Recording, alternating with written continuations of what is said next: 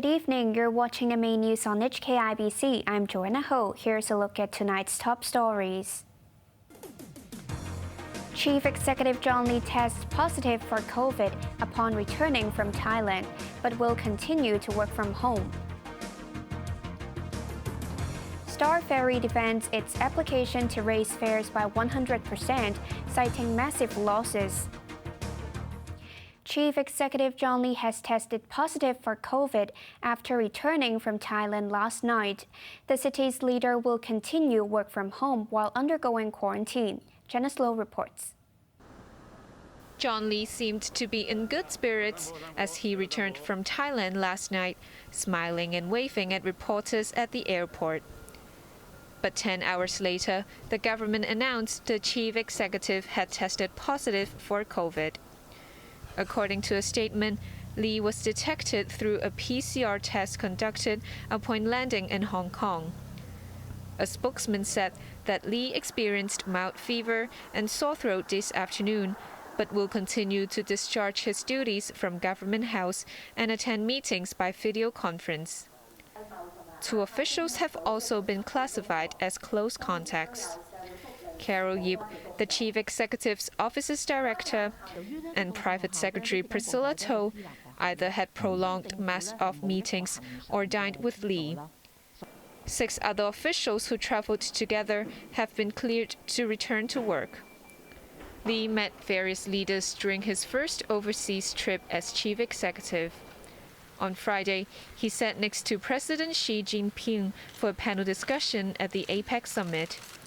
Neither of them had put on a mask. They had another brief exchange the following day when Xi boarded his plane at the airport. Xi was again masked off, but Lee had a covering this time. The leader also met with Foreign Minister Wang Yi and chatted with him in another mask-off occasion.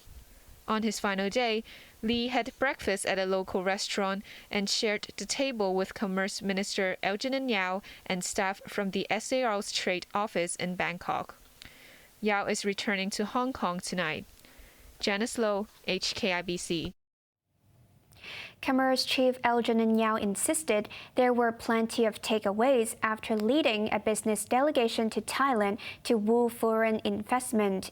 His comments came after the group failed to put pen to paper on a single deal. Recapping days of meetings, Executive Councillor Jeffrey Lam revealed many foreign business leaders were confused by Hong Kong's COVID rules. Speaking to the press in Bangkok, the business sector lawmaker said many were unaware that the SAR has already dropped inbound quarantine. Others also asked him if Hong Kong really lost 1 million professionals under a brain drain. Lam took the opportunity to clear the air and felt the business leaders were more eager to explore opportunities in Hong Kong. Hong Kong's flagship carrier, meanwhile, will do its part by operating additional flights to Thailand. By December, Cathay Pacific will be running 4 flights daily into Bangkok, and Hong Kong Express, which, as you know, is our low-cost carrier, will also have, I believe it is 11 or 12 flights weekly. Cathay Pacific will be running 4 times weekly to Phuket from January, and HK Express will also have 12 weekly flights into Phuket. Healy aims to ramp up passenger capacity to 1/3 of pre-pandemic levels by the end of this year and 70% by end 2023. This afternoon, Commerce Chief Algernon Yao hosted a luncheon for Deputy Prime Minister of Thailand, Supathanapong Panvichao, and more than 200 guests. Meeting reporters afterwards, Yao rejected criticism that he failed to strike a single deal throughout his trip. He insisted his mission was to tell good Hong Kong stories and give foreign businesses an update of Hong Kong's development. Hong Kong's top delegate to the National People's Congress, Tam Yu Chung, said he will not seek re-election because of old age. This came as more than 1,100 politicians and business figures turned up for a briefing ahead of the election next month. Chloe Feng reports. Confirming speculation, Tam Yu Chung announced that he will not seek another 5-year term as Hong Kong's delegate to the National People's Congress Standing Committee. The heavyweight politician said he made the decision in July and was accepted by Beijing.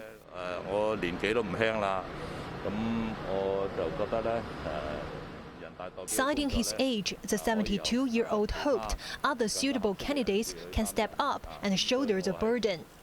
Tam added it had been an honor to enact the national security law and electoral reforms for Hong Kong. He was since sanctioned by the United States, but said that only goes to show he did the right thing.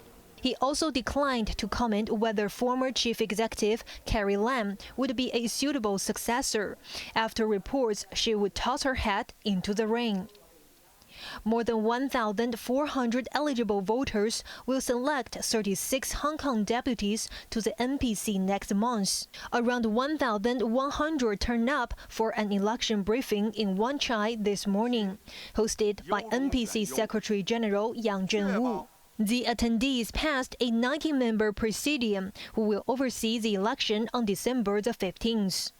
Chief Executive John Lee will be standing chairman of the group, which also includes Leung Chun-ying, Tam Yu-chung, and Regina Ip.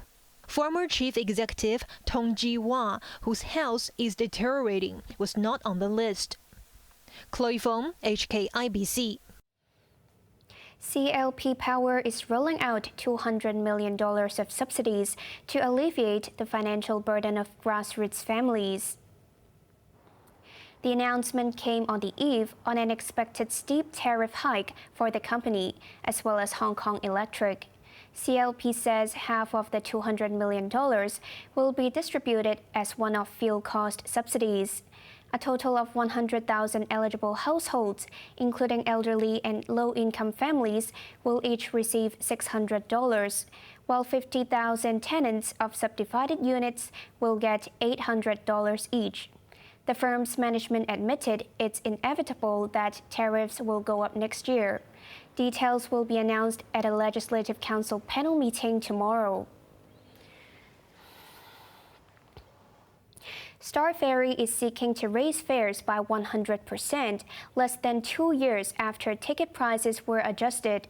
The elderly may also no longer enjoy free rides across the harbour, Joanna Ho reports. Riding a ferry may not be the fastest means to cross the harbour, but the nostalgic experience still has its charms for tourists or commuters who are not in a hurry. But stiff competition from other public transport has led to a fall in passenger numbers, and Star Ferry said it needs to raise fares in order to survive. Under its latest application, the operator wants to double the fare for its 2 routes originating in Tsim Sha Tsui. If approved, adults heading to Wan Chai or Central will fork out $6.40 on weekdays and $8.40 on weekends and public holidays. Concession tickets will cost either $3.80 or $5. The elderly will no longer be able to ride for free, scrapping a 3-decade practice. They will also have to buy a concession ticket, but under the government's subsidy scheme, they will only need to pay $2. Star Ferry explained it has been operating in the red for the past 3 years, with a deficit of over $37 million last year. The Legislative Council's Transport Panel will review the application on Friday. Joanna Ho, HKIBC. Hong Kong's latest free-to-air TV channel Hoi Infotainment premiered today. 3, 2, 1.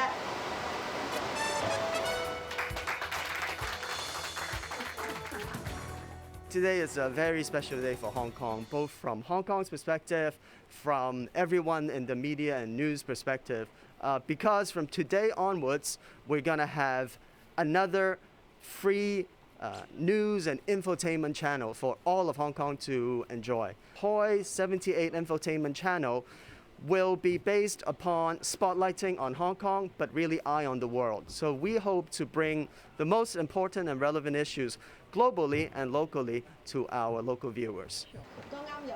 Viewers from Hong Kong can tune in to Channel 78 from 6 a.m. It offers news programs as well as financial updates and diversified infotainment content. Overseas, members of the LGBT community in the U.S. state of Colorado is in shock and mourning after a gunman opened fire at a gay nightclub, killing 5 people and injuring 24 others. A service at a church in Colorado Springs brought together activists who vowed not to allow hate to take away their dignity. Police praised heroic patrons for subduing the gunman until officers arrived at the scene. At least 2 firearms were recovered, including a long rifle used during the shooting. The suspect, 22-year-old Anderson Lee Aldridge, was taken into custody. Investigators were still determining a motive and whether there were elements of hate crime. We heard everything. We heard the shot. So I heard a total of 3 rounds of shots. We heard the assailant getting beat up by people that were inside Club Q. I'm not sure if they were workers or customers.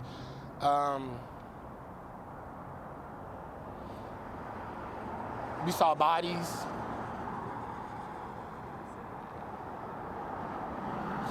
It was hard.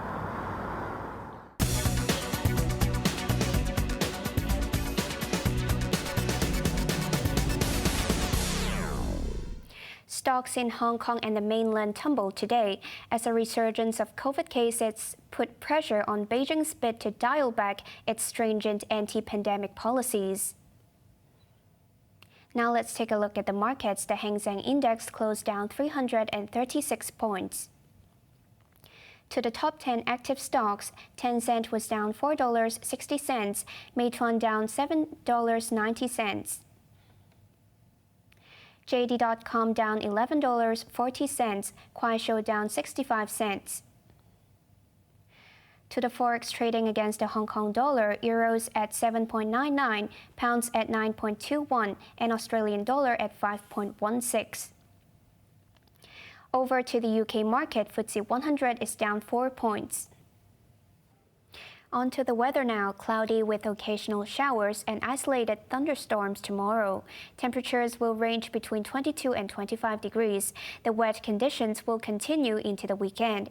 Now let's take a look at the weather around the world.